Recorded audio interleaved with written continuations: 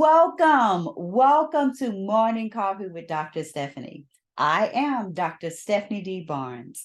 By day, I'm a healthcare innovation attorney, but I am always the liberated lawyer. I'm committed to helping high achieving women experience a joyful, meaningful, and fulfilled life. You can visit theliberatedlawyer.com to find more thoughts on how to live fulfilled, fit, and free. Life is too long to be unfulfilled. I've got a question for you. What's in your cup? As busy CEOs of our life, we are always filling the cups of others. We fill the cups of our friends and family with encouragement and motivation. We fill the cups of our teams at work with inspiration and encouragement. But what is left for us? You cannot pour from an empty cup. So this moment is for you. It's a moment to fill your cup with a little goodness so that you can serve others from the overflow. Today, I want to fill your cup with a healthy look back for a healthy new year. It's that time of year when we begin to look back over the past year as we prepare for the new year. And this is a great way to see the progress that you've made. Now, what is not a good thing to do is look back on all the things you didn't get done. That's gone. That bell has been rung. You can't go back and turn back time. But what you can do is look back on the wins that you've made so you can encourage yourself and propel yourself forward. It is great to embrace a retroactive activity that gives you an opportunity to count your wins and to hold yourself accountable as well. It's good to see where you've grown and where you're still a little stagnant. This helps you to reprioritize on how you'll spend your time and energy in the next year. The biggest thing is to recognize you made it. We made it, y'all. That is our biggest win. We are at an opportunity where we can look back and we have the ability to look forward. So I want to share with you a productive way of reflecting, reassessing, and repositioning so that you can have a healthy look back to prepare yourself for a healthy new year. And there are 5 questions. Y'all know I like fives. 5 questions that I want you to ask yourself. The first question is, what had the biggest influence on your mindset? Because there are 5 things that are very important to having a healthy year. Your mindset, the people in your life, the systems you employ, how you get motivated and determined, and knowing your why. So the first question is to ask, what was the biggest influence on your mindset? This helps you to understand what did influence you and perhaps what shouldn't have influenced you, because your mindset will influence your outlook. It will influence your thoughts, which will eventually influence your actions. For me, my biggest influence on my mindset was reading 3 books by Bell Hooks that focused on love. Love has been an area that I have not had a healthy relationship with in many ways. And so reading this book helped me to reshift how I look at love in romantic relationships and friendships and with my family and beyond, because relationships are the core of how we become connected in this world, which leads me to the second question. Who was the biggest influence on you in the previous year? For me, it was my good friend, Keisha Carey. We were having a joy chasing moment, and we are fellow joy chasers, by the way. And she dropped this knowledge bomb on me and asked the question, of if it's not hell yes, it's a hell no. And even though she said it's a statement, it's really a question because it forced me to think about, wow, am I really investing time and energy in things that really make me happy, really bring me joy, really excite me, really make me say, hell yeah. And if I don't, well, then it's a hell no for that. And that really helped me with prioritizing where I place my time and energy. And that was a major accomplishment for me last year. The third question to ask yourself is, what was the most influential system change that you made in the previous year? And sometimes you may be introducing a system, sometimes you may be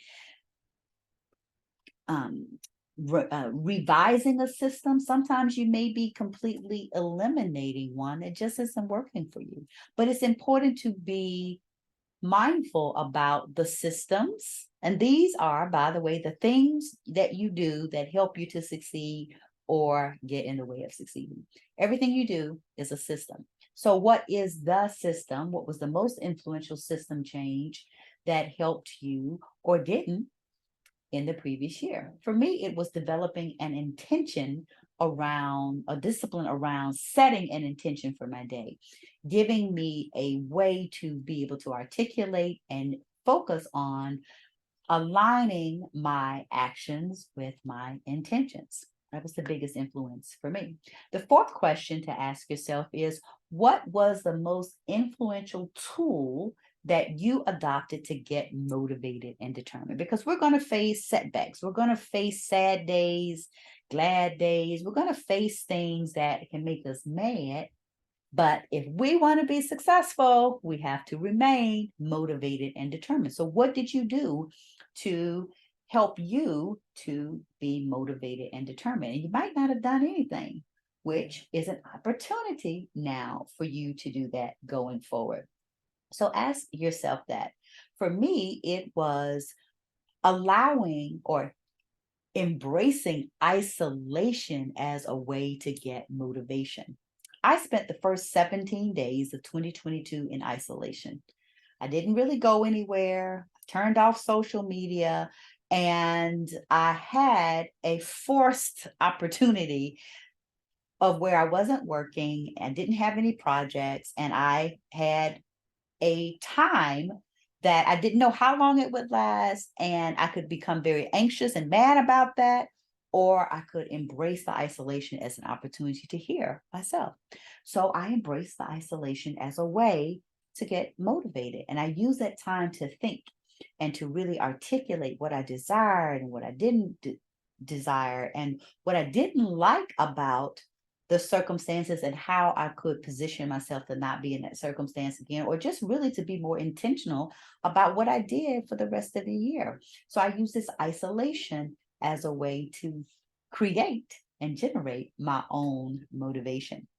The fifth question is a big one that actually has some subsets, and that is, what is your why? What is your why for 2023? Because we have an overarching purpose in our lives, but we can only do a targeted amount of things effectively. So, what is your why for 2023? And there are kind of five subsets to how you can ask this question, answer this question for yourself. And the first is, you can develop a theme for the year. I develop a theme every year. Guess what my theme for 2023 is? If it's not hell yeah, it's a hell no, because I desire to have more fulfillment. So I'm really embracing that as a way to help me to focus on what brings me fulfillment. The second thing is develop a theme word, something that motivates you, gets you refocused, and helps you to get happy about what is going to come as a result of your actions. My theme word for 2023 is win. That's just all I want to do. And that's going to help me to realign all of my thoughts with how can I win. The third thing is to express your priorities, because you know what's important And it is powerful when you can actually express your priorities, because when you know them, you can articulate them. You can easily see when you are investing time and energy in something that is not a priority. That leads to the fourth part, which is where will you invest your time and energy? And I like to do this in quarters. So the first quarter, I've got my list of things and resources that I'm going to invest time and energy. And this helps me to look at that list and say, you know what? This thing, this person, this activity over here doesn't align with these express priorities. So I'm going to shift my actions. And then the fifth thing is a strategy to bring those priorities into fruition, because it doesn't do you any good if you don't take any action on what it is that you have decided upon. So those are 5 questions that you can ask yourself to ensure that you have a healthy look back to position you for a healthy new year. What was the biggest influence on your mindset? Who was the biggest influence in your life? What was the most influential system change you made in the previous year? What was the most influential tool that you adopted to get motivated and determined? And what is your why? When you use these things, it helps you to, again, have a healthy reflective period that truly reassesses and repositions you for the success you desire. So you can fill your cup with a healthy look back for a healthy start in the new year. So I hope that you enjoyed this morning's Coffee with Dr. Stephanie. And if you are a woman who would like to experience a joyful, fulfilled, and meaningful life, I invite you to have a complimentary revelation conversation. You can check out the comments to get the details on how you do this, but it's where we sit down and we have a chat about where you are, where you'd like to go, and what it's going to take to get you to the joyful, meaningful, and fulfilled life that you desire and deserve. Because you know what? Life is too long to be unfulfilled. So today and throughout the week, I hope that you have enough goodness in your cup so that you can serve others from the overflow. Here's to you. Until next time.